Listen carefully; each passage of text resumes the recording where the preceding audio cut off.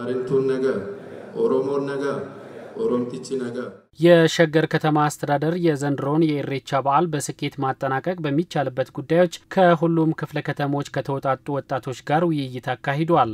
በውይይቱም የ2018 የኢሬቻ በዓል አከባበር ላይ የወጣቶች ሚና ምን መሆን እንዳለበትና በዓሉን በደመቀ መልኩ ለማክበር የተደረጉ ዝግጅቶች ምን ይመስላሉ የሚሉ ጉዳዮች በውይይቱ ተነስተዋል። ኤኤምኤን ያነጋገራቸው የውይይቱ ተሳታፊ ወጣቶችም የዘንድሮ የኢሬቻ በዓል ባህሉንና እሴቱን በጠበቀ መንገድ እንዲከበር የበኩላቸውን ድርሻ ለመወጣት ዝግጅት ማድረጋቸውን ገልጸዋል። ከባለፈው ዓመት በጣም በተለየ ሁኔታ ነው አሁን እየሄድንበት ያለነው። ወጣቶችን በማደራጀት ሁላችንም አለንበት አካባቢ ሰላምና ጸጥታችንን በማስከበር እና እሴቱን በጠበቀ ደግሞ እንዲከበር በዓሉ ያለውን ወጣቶችን ሁሉንም በመመካከር ሌላ ችግር እንዳይፈጠር እንዲሁም ደግሞ ባህላችንም እንዳይሸሸር ራሱን ባህሉን ጠብቆ ባህሉን በመምሰል ሁሉም ሰው እንዲቀርብ ባህሉን እንዲያከብር ምንም ችግር ሳይደርስበት እንዲከበር ዝግጅት አድርገናል። ከተለያዩ ሀገር ከሚመጡ እንግዶቻችን ምግብ ውሃ ከየቤቶቻችን አውጥተን እንግዶቻችንን ለመቀበል በጣም ዝግጁ ነን። ደስ በሚል ሁኔታ ማለት ነው። ባህሉን ትልቅነት አማካኝ በማድረግ በጣም ትልቅ ዝግጅት ሰፊ ዝግጅት ስናደርግ ቆይተናል።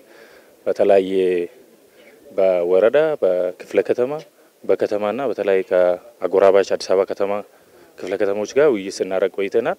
ኢሬቻ በዓል እየመጣ ያለው በሚያምር ሁኔታና በዓሉን በጠበቀ ሁኔታ እንዲከበርና ሰላም ባለው መንገድ እንዲከበር ጥሩ ዝግጅት ላይ ነው ያለነው። በውይይቱ የተገኙት የሸገር ከተማ አስተዳደር ከንቲባ ዶክተር ተሾማ አዱኛ የኢሬቻ በዓል የኦሮሞ ሕዝብን አንድነትና ብሔር ብሔረሰቦችን በአንድ ላይ በማሰባሰብ ከህዝቦች ጋር ያለውን ግንኙነት የሚያጠናክር መሆኑን አስታውሰዋል።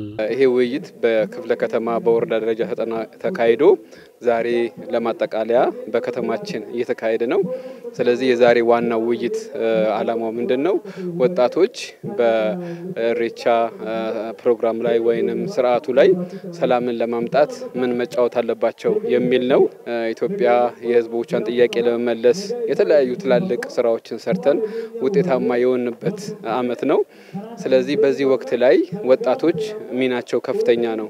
የኢሬቻ በዓል ባህላዊ እሴቱን ጠብቆ እንዲከበር ወጣቶች ሚናቸውን እንዲወጡ ከንቲባ ዶክተር ተሾማ አዱኛ ጥሪ አቅርበዋል። ይሄ በዓል እንደ ባህላዊ አከባበሩ በጣም ደምቆ የኢትዮጵያን ከፍታ በሚያሳይበት ዓለም አቀፍ ደረጃ ታዋቂ በሚሆንበት ሁኔታ ላይ ፕሮግራሙን ወይንም ስርዓቱን እንዲያከብሩ ነው ማሳወቅ እንፈልገው። እዚህ ላይ ሰላምን መጠበቅ ከተለያዩ ቦታ የሚመጡ ማህበረሰቦችን ማስተናገድ የተለያዩ የመረጃ ፍሰትን ማቅረብ የቸገረው ሰው ካለ መርዳት ማድረግ አለባቸው።